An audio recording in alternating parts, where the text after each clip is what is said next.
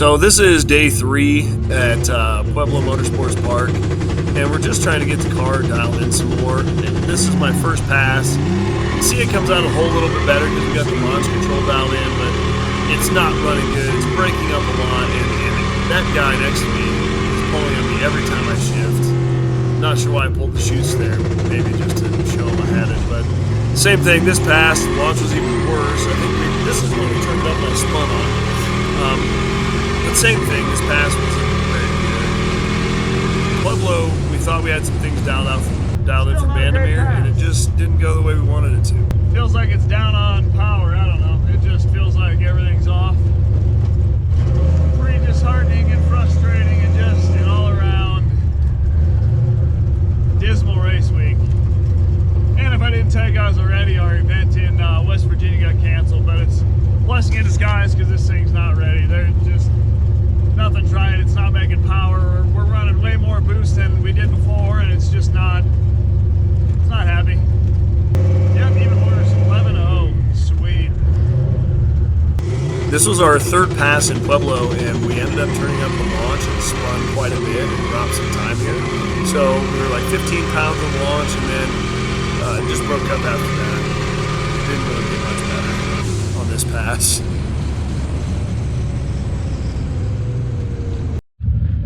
So we have determined we are having an issue that we cannot fix right now.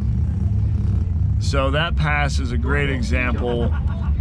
I'm not sure what's happening, but first gear we left pretty good, but we left at 4,400 RPM at 15 pounds of boost, and we did a 1.560 foot, but then I hit a wall that was at like 5,200 RPM, which is 1,000 RPM below our rev limit, and it just felt like it didn't want to do anything else. It was falling on its face, so I shifted there, and the same thing through every gear. Like it started falling on its face. Third gear, we were making 25 pounds of boost. It looks like we were making 23 pounds of boost. But then at like 4,000 RPM, it just felt like it had nothing left. So we're gonna try to get the car ready for the shootout so we can be competitive in the shootout and run a number and quit trying to beat this thing to death. And we'll have to figure some more stuff out after race week.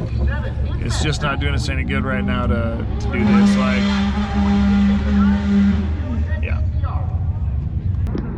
This is one of the vehicles that was parked next to my car when they were trying to, I don't know, steal it or do something with it, hawk it. I don't know. Where's my Red Bull? Dang it. I guess we can start the video without a Red Bull. Did I leave it in my cup holder? Thanks, Justin. We're back, and you can see it's still a giant mess in here, and I'm kind of under the weather. Justin's obviously over the weather because look what he's got in his hand. It's always beer 30 somewhere. Don't make me laugh. So we want to tell a little bit more of the story about my car. I feel like it almost got stolen. I mean, nobody was in it. Nobody was like...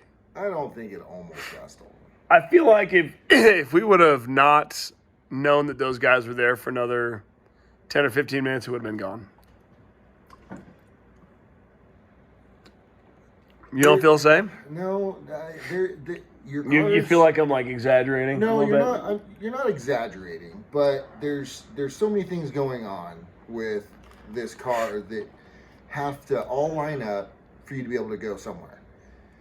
I think you tried to start it today for the first time. How was that? Gas pedal's a little different, but. I think if they would have brought a flatbed in and got it up on the flatbed, that would be the only way that they would have got it. So I was thinking that they were either going to bring a flatbed or what are those tow things? What do you call the quick tow things? The trucks that got the little things that go whoop underneath the tires. Oh, like a recover, like a think of it. Yeah, I can't think of it either. You know, like with like a repossession Repo type. guy. Yeah, like the repo guy. Yeah. So I thought that's what they were trying to do. I didn't think they were like going to get into the car. I thought that they were going to try to just flatbed it or repo guy style. I think my biggest worry was sending you over there. Like I was ready to go. You had to bring me back. Like I was like, man, I was halfway through the parking lot, ready to go over there, and Brooks goes, "What if they have guns?" And I'm like, "Then we get shot. Like it's gonna happen." And so my worry, I ended up getting door duty. So we were. Somebody's got to run drinks. DoorDash. We were having some drinks at Applebee's. You know, it was a good night. We wanted some food and a drink. And so I got left for door duty because if the door shut, then we lost our beers and everything else. So I think that was my biggest worry was you going over there with 6 other dudes that, you know. But it looks like they scattered pretty quick as soon as you passed the street. They did. And I've got one clip of the car leaving that I'm going to include in my YouTube video for you guys to see. So this white car, there was 2 guys. They had the trunk open. They were sitting in the car, like with their feet towards my vehicle. I wish I would have taken more video of it. But there was another truck right on the opposite side of my car. And then there was another Dodge pickup that was parked farther away, closer to the Taco Bell that you can see in the background. Nothing real. I mean, there was fingerprints or handprints all over the car. So they had been, like, on it. Oh, that was mine. Sorry. It was yours? Yeah. I thought it was... Okay, well, my bad. So I thought that they had been touching the car. But, I mean, even at that, look at this thing over here. It's not a show car by any stretch. I love my car, but it's not a show car. It is a race car. 50-footer. 100-footer at best. Justin's eyes aren't the greatest. I got 4 eyes. I mean, I still can't see. You got to have glasses to see that it's a 100-footer. I don't know. I feel like everybody else blew it out of proportion to be more than it was because like nothing really happened, but it could have happened. But it got me on 1320 video. Did anybody get the story from later that night? So I seen a couple of people comment on 1320 video about wanting more detail from the security guys. All I got was that they chased him all over hell, like through. It was a 20-minute chase. 20 minutes of chasing him through parking lots and grass and fields and. They were hopping center medians. Yeah, they were running same vehicles. Shooting sparks out. Yeah. So those guys were around all of the parking lot, and the security people were chasing them all over hell, the Rocky Mountain Race Week security people, which shout out to those guys because they did good things. And also shout out to Shane and Jessica for keeping it like they just noticed that my car was over there, and they're like, hey, guys, is that your car? I'm like, yeah. Well, there's a bunch of people around it. I think they had, between all the security, it was about 2 to 3 minutes by the time they would circle around back to the same spot. Yeah. I mean, nothing happened to my car. It's got some security features that I feel like you have to know my car to know how to get it going. So it is what it is. But anyway, I just wanted to give a little bit more info on how that went down and how that kind of looked. And sorry I sound nasally. I usually do anyway, but more so today because I don't feel good. But yeah, that's the story. So don't let that deter you from going to Pueblo. Pueblo's an awesome track. I like the hell out of Pueblo. I like Pueblo Motorsports Park. I like racing there. I like the event being there, and I hope that people don't not go there because of that. You just you've got to be more mindful. And you know, hindsight, I should have parked the car closer to Applebee's. My main concern was it's got a manual steering rack, and like tight quarters inside a parking lot sucks.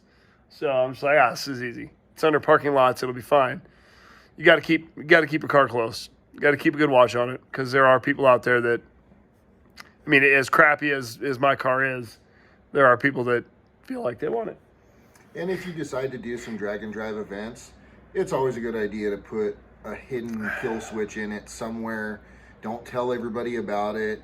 Just for a peace of mind, in case you're worried about it or whatnot, you've got that extra level of security. Or some sort of a GPS device, which my car does have in it. For anybody who thinks you're going to steal my crap box, I will find you. I will knock on your door, not nicely. So, yeah, it is what it is. So that's part of why I'm not so worried about my car. Like, if somebody takes this thing, I'm going to know where you're at.